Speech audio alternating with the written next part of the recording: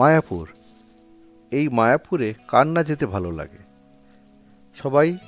সবারই একটু সময় পেলেই মনে হয় যেন মায়াপুর ঘুরে আসি, ভগবান কৃষ্ণের দর্শন করে আসি। বিশেষত আবার এখন চন্দ্রোদয় মন্দিরটি নতুন নির্মাণ হচ্ছে, তাই বারবার মনে হয় যে মায়াপুরে গিয়ে একটু ঘুরে আসি, দেখি মন্দিরটি কতটা তৈরি হলো আর কতটা কাজ বাকি রয়েছে। এগুলো বারবার মনে হয়, সেই জন্য আমরা বারবার মায়াপুর ছুটে যাই।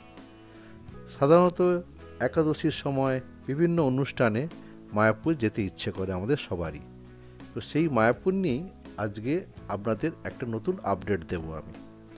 সেটা হচ্ছে, মায়াপুর যেতে গেলে যারা কলকাতার কাছাকাছি থাকেন তারা হাওড়া থেকে ট্রেন ধরে মায়াপুর চলে যান নবদ্বীপ হয়ে।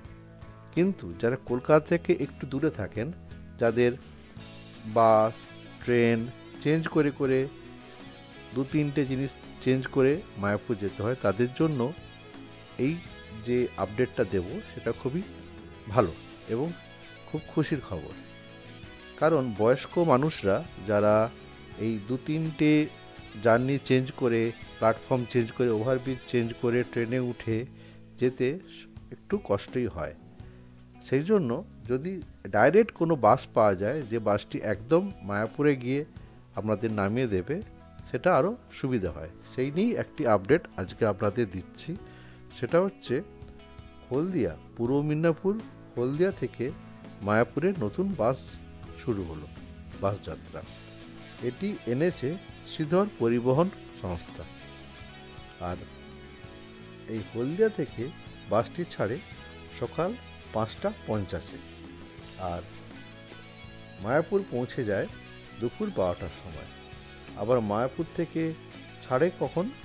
2টোর সময় ছাড়ে মায়াপুর থেকে, আর পৌঁছে যাবে হলদিয়ায় 8:15, রাত্রি 8:15। আর এই হলদিয়া থেকে মায়াপুর যাওয়ার মাঝখানে কোন কোন স্টপেজগুলো দেবে সেটা আপনাদের আমি একটু বলে দিচ্ছি।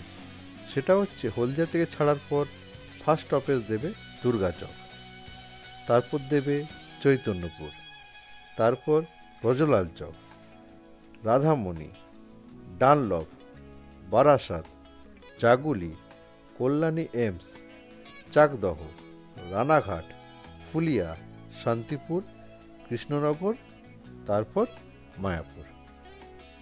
তো এই যে স্টপেজগুলি দেবে, এর আশেপাশে যারা থাকেন তাদের পক্ষে এই বাসটি ধরা খুব সহজ হবে। তাহলে কি হবে, বাসে উঠবেন এবং মায়াপুর পৌঁছে যাবেন, আবার বাসে উঠবেন, আপনি আপনার বাড়ি পৌঁছে যাবেন।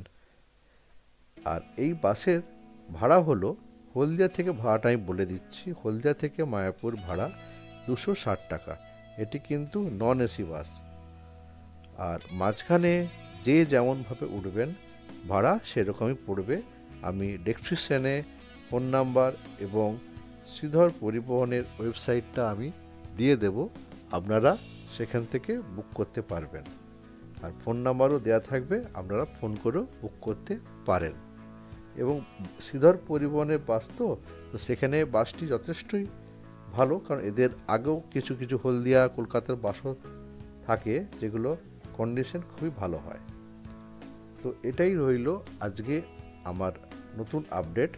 তো আপনারা নিশ্চয়ই এই আপডেট পেয়ে খুশি হবেন, কারণ বাসে করে ডাইরেক্ট বসবেন এবং মায়াপুর পৌঁছে যাবেন।